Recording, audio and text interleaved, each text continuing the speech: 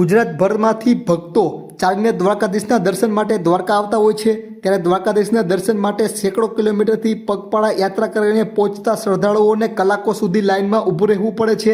જ્યારે ઓળખાણ ધરાવતા લોકોને સીધો પ્રવેશ મળી જાય છે તો પછી શું? પ્રશ્ન એ ઉઠે છે કે ભક્તિ હવે ઓળખાણ પર નિર્ભરિત બની ગઈ છે કે શું?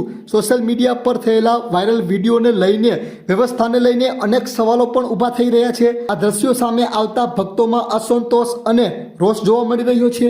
ત્યારે હવે જોવાનું એ રહ્યું છે કે પોલીસ તંત્ર તપાસ કે કાર્યવાહી કરશે કે નહીં તેવા અનેક પ્રશ્નો પણ લોકમુખે ચર્ચાઈ રહ્યા છે।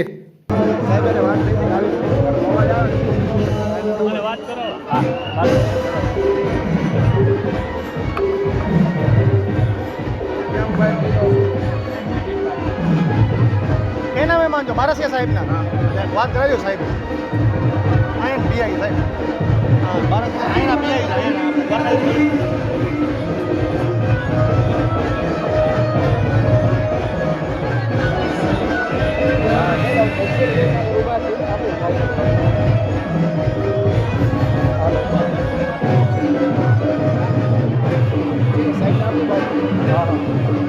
પીઆઈ સાહેબ છે ને વાત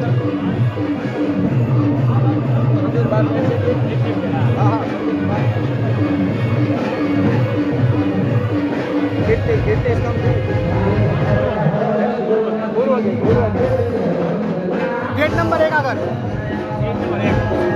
એને કયું એડમિનિસ્ટ્રેટિવ ઓફિસ આગળ